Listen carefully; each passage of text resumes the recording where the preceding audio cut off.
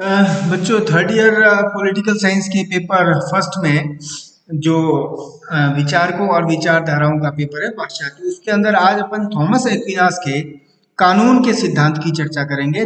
Thomas Aquinas के राजनीतिक विचारों के बारे में अपन ने देखा, राज्य संबंधी विचारों का अध्ययन किया है और उसमें अपन ने देखा है कि किस प्रकार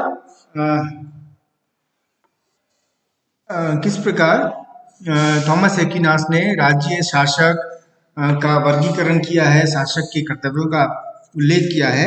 आज हम थॉमस एक्विनास, क्योंकि थॉमस एक्विनास का सबसे जो प्रमुख सिद्धांत है, एक प्रमुख सिद्धांत, वो है उसके कानून का सिद्धांत।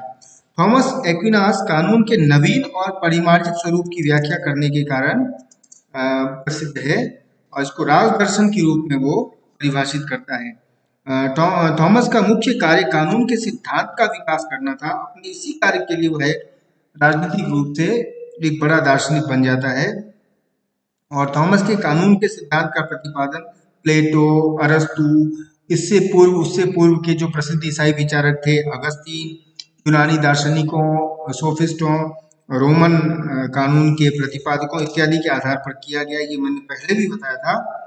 और थॉमस एक्विनास कहता है कि कानून विवेक से प्रेरित और लोक कल्याण हेतु उस व्यक्ति द्वारा जारी किया गया आदेश है जिस व्यक्ति पर समुदाय की व्यवस्था का उत्तरदायित्व हो।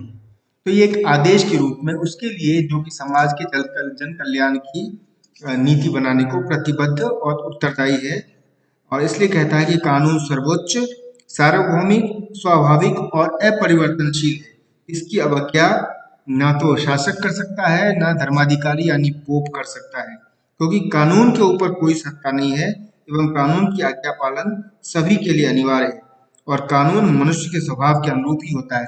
इस थॉमस एक्विनास द्वारा बताए गए इस कानून के अर्थ में हम कुछ चीजें जो है वो निकाल सकते हैं।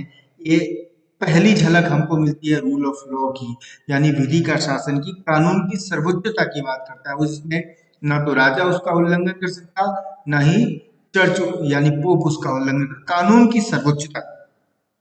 और दूसरा, कानून सर्वोच्च है और कानून स्वाभाविक है, यानी कि जो लेक्चर्स ऑन ज्यूरिस्प्रूडेंस, यानी कि जो आधुनिक काल के विचारक जॉन ऑस्टिन ने किताब लिखी लेक्चर्स ऑन ज्यूरिस्प्रूडेंस, विधान शास्त्र पर व्याख्यान।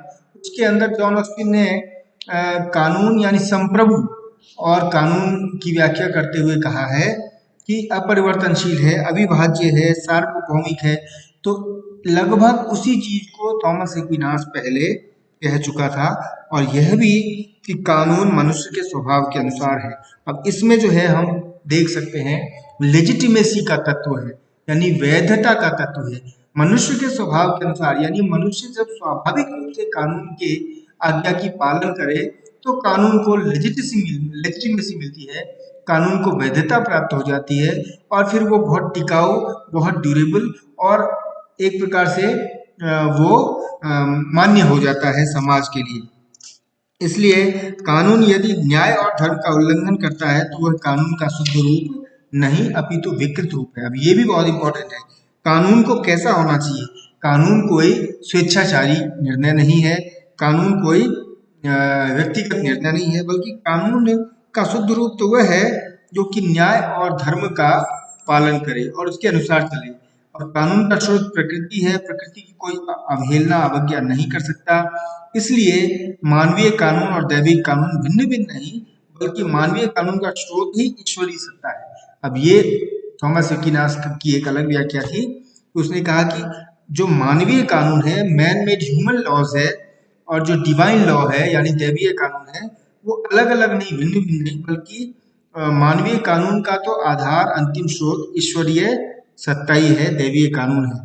इसलिए कानूनों को बुद्धि का परिणाम एवं इच्छा के व्यक्ति के रूप में प्रतिपादित करने वाला थॉमस एक्विनास इसके दार्शनिक और व्यवहारिक दोनों पक्षों का बहुत अच्छे से समन्वय करने का प्रयास करता है। ये तो अर्थ हो गया थॉमस एक्विनास के कानून का। अब एक्विनास जो है कानून का वर्गीकरण करता है, चार प्रकार के कानूनों का उल्लेख करता है। सबसे पहला शाश्वत कानून, शाश्वत विधि यानी इटर्नल लॉ, दूसरा प्राकृतिक कानून, प्राकृतिक विधि, नेचुरल लॉ। तीसरा दैवीय कानून यानी दैवीय विधि, डिवाइन लॉ। और चौथा मानवीय कानून यानी कि मानवीय विधि, ह्यूमन लॉ। अब शाश्वत कानून क्या है, शाश्वत विधि क्या है? थॉमस एक्विनास कहता है कि शाश्वत कानून को समस्त कानूनों का आधार माना जा सकता है। सर्वोच्च विवेक और ईश्वरीय ज्ञान ही शाश्वत कानून है। सर्वोच्च विवेक, शाश्वत कानून के माध्यम से ही समस्त सृष्टि अथवा मानव, पशु इत्यादि निर्देशित होते हैं। अब शाश्वत मतलब शाश्वत नियम, जैसे ये मनुष्य, ये पशु, ये पेड़, ये पौधे, इनकी एक नियम की श्रृंखला है कि किस मौसम में कौन से पौधे जन्म लेते हैं, कौन सी फसल होती है। मनुष्य जन्म लेता है, मनुष्य बड़ा होता है, मनुष्य की मृत्यु होती है, कुछ शाश्वत कानून है। और वो ईश्वरीय है, और वो ईश्वरीय सत्ता सर्वोच्च है। इसलिए कानून शाश्वत है क्योंकि ईश्वरीय ज्ञान भी शाश्वत है, अनंत है। और शाश्वत कानून को मनुष्य अपने अंदर छिपे हुए आध्यात्मिक अंश के आधार पर सीमित रूप में ही समझ सकता है ना। और इसलिए क्योंकि ईश्वरीय सत्ता सर्वोच्च है, इसलिए कहते हैं कि सृष्टि के नियम, ब्रह्मांड का नियम, ये सब जो है ये शाश्वत कानून है, जो कि कुल मिलाकर ईश्वरीय कृति है, ईश्वरीय कानून है। इसलिए सेबाइन ने कहा है कि शाश्वत कानून दैविक बुद्धि की शाश्वत योजना है, जिसके द्वारा संपूर्ण सृष्टि व्यवस्थित होती है। यह कानून मनुष्य की भौतिक प्रकृति से ऊपर और उसकी समझ से परे है, इसीलिए वह मनुष्य के विवेक के प्रतिकूल नहीं है। जहाँ तक मनुष्य की सीमित प्रकृति अनुमति देती है, वह वास्तव में ईश्वर की बुद्धिमत्ता और भलाई में भाग लेता है। शाश्वत, इटर्नल, जो कि इटर्नल है, जो शाश्वत है, जिसको कोई डिनाई नहीं कर सकता। और थॉमस एक्विनास ने इसको ईश्वरीय सत्ता से संचालित माना है, इसलिए लोग इसकी आज्ञा पालन करते हैं क्योंकि एक शाश्वत है। दूसरी जो कैटेगरी है, दूसरी श्रेणी जो है कानून की श्रेणी, वो है प्राकृतिक कानून, नेचुरल लॉ। अब प्राकृतिक कानून कुल मिलाकर शाश्वत कानून का ही अगला स्टेप है, यानी शाश्वत कानून से ही उत्पन्न हुआ है। यह अपरिवर्तनशील है क्योंकि यह दैवीय विवेक से उत्पन्न हुआ है एक्विनास के अनुसार, लेकिन शाश्वत कानूनों की तुलना में अधिक स्पष्ट है। अब कैसे? थॉमस एक्विनास के अनुसार प्राकृतिक कानून समान रूप से मनुष्य, पशु तथा प्रकृति पर लागू होता है, लेकिन मनुष्य दैवीय प्रेरणा से युक्त एक विवेकशील प्राणी है। अतः मनुष्य कानून की चेतनायुक्त अभिव्यक्ति कर सकता है, लेकिन पशु और प्रकृति उतनी उसकी अभिव्यक्ति नहीं कर सकते हैं। वो अचेतन अवस्था में इसका पालन करते हैं। और इसलिए प्राकृतिक कानून शाश्वत कानून के उस अंश को व्यक्त करता है जिसमें मनुष्य विवेकशील प्राणी होने के नाते उसको ग्रहण करता है ना। और सेबाइन ने इसको और भी ज्यादा स्पष्ट किया, कहा है कि प्राकृतिक कानून सृष्टि के प्राणियों में दैवीय बुद्धि का प्रतिबिंब है। इस कानून की प्रेरणा से सभी प्राणी अच्छाई को प्राप्त करने और बुराई से दूर भागना चाहते हैं और अपनी प्राकृतिक क्षमता के अनुसार अपना संपूर्ण विकास करते हुए जीवन व्यतीत करना चाहते हैं। और इसलिए प्राकृतिक कानून मनुष्य को सत्य और विवेक के आधार पर सत्कर्म के राह पर आगे बढ़ाता है। शाश्वत कानून के अलावा शाश्वत कानून जो शाश्वत ब्रह्मांड सृष्टि का नियम है, और उसके बाद प्राकृतिक कानून, इस प्राकृतिक कानून को मानते हुए व्यक्ति अपने एक सद्गुणों से युक्त जीवन व्यतीत करने की कोशिश करता है, उसके नियमों के अनुसार चलकर अपने विवेक का प्रयोग करते हुए, और वो विवेक का प्रयोग करने की प्रेरणा कुल मिलाकर बुद्धिवीय ईश्वरीय शक्ति से प्राप्त होती है। अब तीसरी श्रेणी है वो है दैवीय कानून। दैवीय कानून एक अद्भुत शक्ति है जो मनुष्य में ज्ञान का संचार करती है। थॉमस एक्विनास कहता है कि प्राकृतिक कानून की भांति समस्त जगत पर यह लागू नहीं, बल्कि धर्म के उपासक ही उसका समुचित प्रयोग कर सकते हैं, उपभोग कर सकते हैं। धर्म के उपासक यानी कुल मिलाकर जो धर्म का मतलब ही थॉमस एक्विनास का ईसाइयत से था उस समय। संसार में मनुष्य जब बंधनों से युक्त और विवेक शून्य हो जाता है तो दैवीय कानून मानव जीवन के आध्यात्मिक पक्ष को नियमित और नियंत्रित करता है और बुद्धि विवेक को जागृत कर उसे नई राह दिखाता है ना।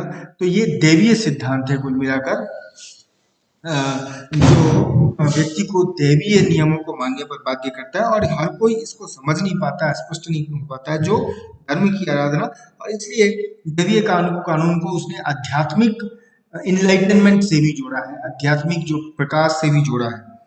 और थॉमस के अनुसार दैवीय कानून अनादि और शाश्वत है। यह मनुष्य के ईश्वरीय एक उपहार है। इस प्रकार ये ईश्वरीय आदेश है जो व्यक्ति को अच्छाई की ओर ले जाने के लिए उसे इस दुनिया से जोड़ता है।